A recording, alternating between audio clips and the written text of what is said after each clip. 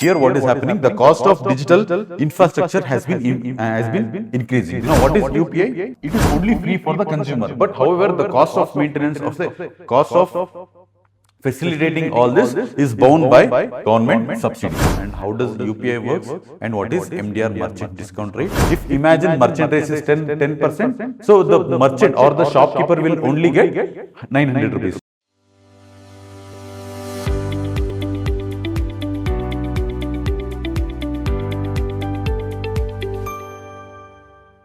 Hi guys, welcome to Believer Science Academy.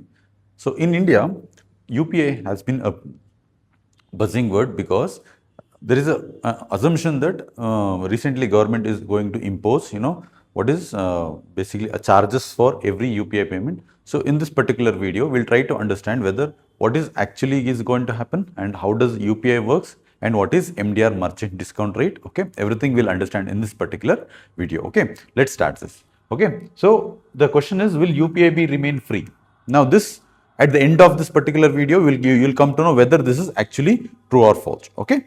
Now, recently government has introduced a law called as Taxation and Other Laws Amendment Bill 2026. So this bill basically what it will empower government. Okay, it will empower government to notify MDR. What do you mean by MDR? Merchant discount rate. Okay, merchant discount rate. This is your MDR for selected UPI treatment. So here the word selected, this is very, very important. Here it is not going to be imposed penalty, charges will not be imposed on all the transactions. Government has recently clarified that. We'll also understand in future. Okay. Now this is what it basically says. Okay. What is the concern is it has more debate basically whether the UPI is basically free or not. Okay. So the clarification the government, the finance minister has clarified is UPI will remain free for ordinary consumers. Like ordinary consumers, it will be free only for selected, selected things. The government is basically not imposing now itself. Now it has given the legal right for the government. So whenever the government feels it's necessary to impose, so government has this legal backing to impose this particular, charges like MDR charges. Okay, let's understand what is basically is your UPI. Now what is UPI? UPI we all know. Unified Payment Interface. Yes, Unified Payment Interface. So here in this UPI, what it will do? Now imagine, now this is you who is scanning through your phone, okay, through a QR code. Okay, you are scanning a QR code through your phone. Okay, now imagine this is you are from SBI. Your account is in SBI and the merchant for whom you are paying, his bank is what? Basically is HDFC. Okay, HDFC. Now what UPI does is, consider UPI as a traffic police. Okay. Now the vehicle is coming from SBI and it is through QR code, the UPI will make sure that amount is going to this HDFC account itself. That's why we call it as Unified Payment Interface. Now you are doing UPI payment in different like PhonePe, GPay and all. So all the transactions which you are doing, and UPI basically what? It is acts like a traffic police. Whatever the payment is coming out of you, it will be directed towards those concerned persons only. This is the main role of UPI. Okay, now UPI, it includes, now it is a UPI, in a UPI ecosystem, one is already the bank we all know. So this is where your amounts are, okay, where your money is kept, and from there it is taken through an app, okay, and this app, now this app, GPay, PhonePe and all, what they'll do, whatever the money is being taken from your account, okay, through them it is transformed to merchants or the users. And now entire coordination is done by this UPI ecosystem only. They are the part of UPI ecosystem, and UPI is basically managed by whom? National Payment Corporation of India, NPCI. All the infrastructure of UPI is concerned by this particular organizations. Now this complete entire thing is what we call as UPI ecosystem. I hope you have understood how UPI works. UPI basically it's like a traffic police. Whatever the amount is coming from your account will be directed towards those which are going to be reached. Okay, this is what UPI basically does. Now we'll understand what is this MDR, merchant discount rate. Now what do you mean by this merchant discount rate? Let's imagine you have done shopping of 1000. Okay, let's imagine you have gone for any shopping and you have used your card basically. Imagine you have used your card, debit card or credit card. Now, in this 1000, the owner, let's imagine the MDR, merchant discount rate, is basically his how much? 10%. Okay, 10%. Now, in this 1000, the shop owner will only get 900 rupees.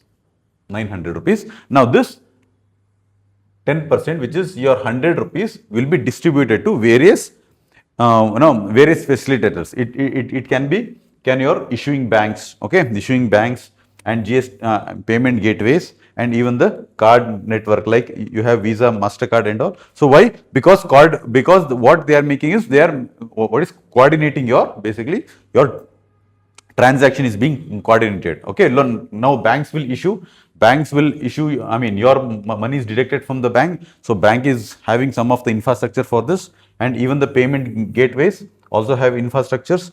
Even the Visa card, it is make sure that the amount is going to the right person. Okay, and if any GST is involved for this particular thing, GST is involved, even that is also involved. So now this is what we call as merchant discount rate. Merchant discount rate is what? Now you have purchased for 1000 rupees, shopping has been done. If imagine merchant rate is 10%, so the merchant or the shopkeeper will only get 900 rupees. Now this 100 rupees, rest 100 rupees will be divided between all these individuals who have already which are facilitating these kinds of thing. Now currently, when it comes to UPI, it is now when we come to UPI, it is completely borne by the government. So government is what? Government is taking everything. Now if you see this image, so today even UPI, it is only free for the consumer. But however, the cost of maintenance of the cost of facilitating all this is bound by government subsidies. Okay, government subsidies, bank will own some of this, and payment service providers,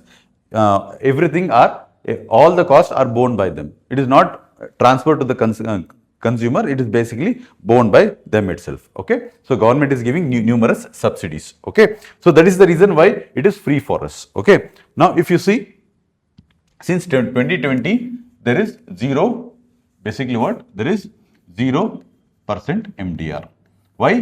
Because government wanted to increase the digital payment. Like, okay, if you see, from 2020, government abolished MDR on UPI and RuPay debit card. Okay, the transaction was accelerated digital adoption. Why? The only thing is, in order to make people comfortable with this digital payment, and in order to promote digital payment. If you see this, more digital India mission, encourage cashless economies, and increase financial inclusion and formalize the economy as well. This is the reason why government basically had zero. Now, if you see further,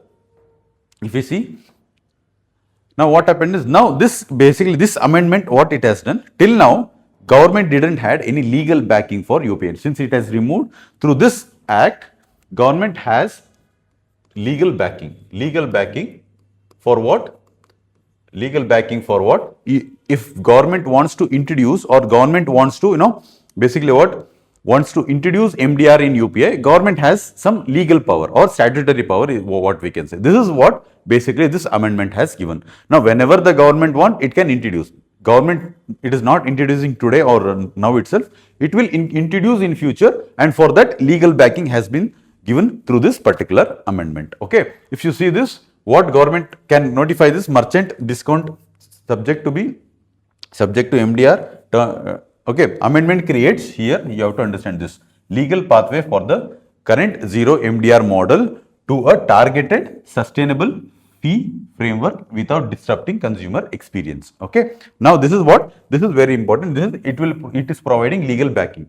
Okay, now what are the expectations from the industry is that merchant discount turn out to be, if there is above 1 to 1.5 crore, only then it is basically what? It is still now not has been implemented. It is just predicted that it might happen like this in future. Like, say for example, government might introduce MDR if the transaction is above 1 to 1.5 crores. Okay, transaction above 2000 rupees, and MDR rate approximately 0.5 to 0.4%. Okay, this is what actually the industrial bodies have predicted. This might happen in the future. It is not happening immediately.